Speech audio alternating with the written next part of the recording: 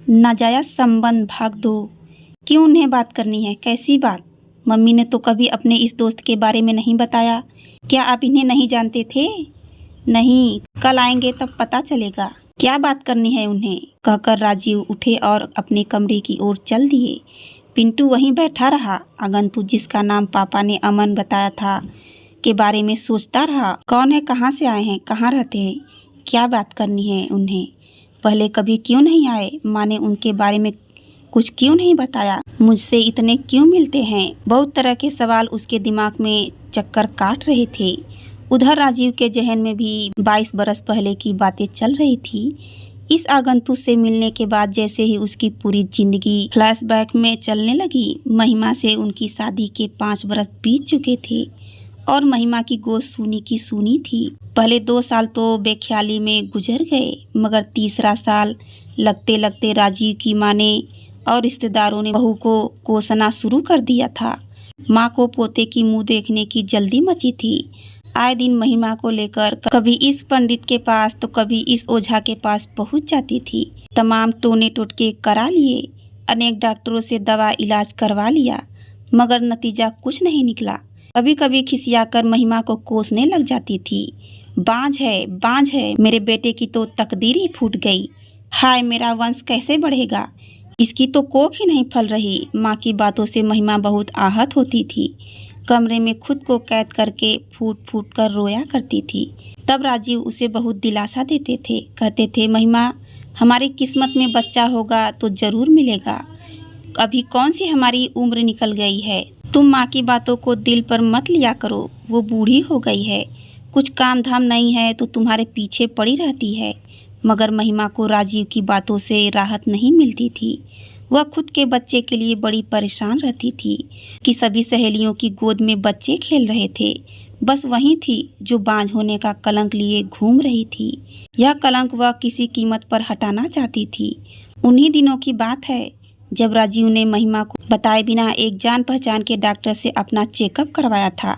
Report आई तो पता चला कि बच्चा न होने का कारण वह खुद ही है। कमी राजीव में ही थी। उसके सीमन में शुक्राणु न बनने के बराबर थे।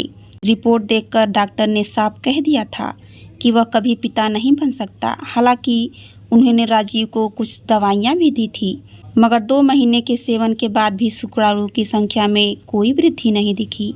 राजीव अपना इलाज करवा रहे हैं, यह बात उन्होंने महिमा को कभी नहीं बताई और न ही कभी महिमा के समझ या स्वीकार कर पाने की उनकी हिम्मत ही नहीं हुई कि वह उसे बच्चा देने लायक ही नहीं है। वह डरते थे बात खुल गई तो उनके माथे पर नपुंसक नामर्द जैसे कलंक चमकने लगेंगे। वह कैसे अपनी कमजोरी महिमा के सामने स्वीकार करे? कैसे बताए कि कमी महिमा में नहीं बल्कि खुद उसके अंदर है? यह सच बताने के बाद वह कैसे महिमा का सामना कर पाएंगे जो उनकी माँ की ताने सुन सुनकर आधी हो चुकी है। मोहल्ले की औरतों के बीच बांझ के नाम से पुकारे जाने वाली है। वह अपने इलाज के बारे में चुप्पी साध गए। उसको सच कह पाने की हिम्मत ही नहीं थी। फिर एक दिन अचानक महिमा ने घर में खुशियों का बम फोड़ दिया। शाम को राजीव ऑफिस से लौटे तो घर में औरतों का जमावड़ा लगा था। ढोल बज रहा था, गाने गाए जा रहे थे। चारों ओर चहचहाटे, रौनके, हंसी ठिठोले, किलकारियों के पटाखे छूट रहे थे। राजीव के लिए बधाइयों का तांता लग गया। अपनी माँ के चेहरे की खुशी देखकर वह दंग रह गए। इससे पहले उन्होंने अपनी माँ को कभी इतना खुश नहीं देखा था। खुशी से उनका चेहरा दमक रहा था। माँ ने उनके मुंह में लड्डू ठूसते हुए कहा, पाँव भारी है बहू के, देखना पहला पोता ही होगा। शर्माई लजाई महिमा ने मुस्कुराकर कमरे में राजीव का स्वागत किया। उसने राजीव को अपनी बाहों में जकड़कर पूछा, तुम खुश हो ना? राजीव हौले से जवाब दिया, बहुत। उस दिन राजीव की बाहों में लिपटकर महिमा के चेहरे पर दर्द और टीस की जगह खुशी, शांति और सुख का नूर था। मगर राजीव के दिमाग में हलचल मची थी। वह जानते थे कि यह बच्चा उनकी देन नहीं है। फिर कौन है जिसने महिमा को यह खुशी दी है? कब और कैसे वह महिमा के संपर्क में आया? महिमा उनसे छिपकर किसी और से मिलती थी। महिमा ने उन्हें धोखा दिया। दब्बी पुरुष प्रवृत्ति उस पर हावी होने लगी। मगर साथ साथ वह इस आशंका से भी भर गए कि कहीं डॉक्टरों की दवाइयों तो असर नहीं कर गई उन पर। हो सकता है उसके सीमन में शुक्राणुओं की संख्या बढ़ गई हो, शायद वही इस बच्चे के बाप हो, शायद विज्ञान का चमत्कार हो गया हो, शायद रात भर सैकड़ों सवाल उन्हें परेशान किए रहे, मगर सुबह तक वह एक फैसले पर पहुंच चुके थे। यह फैसला था आने वाले स्वागत का।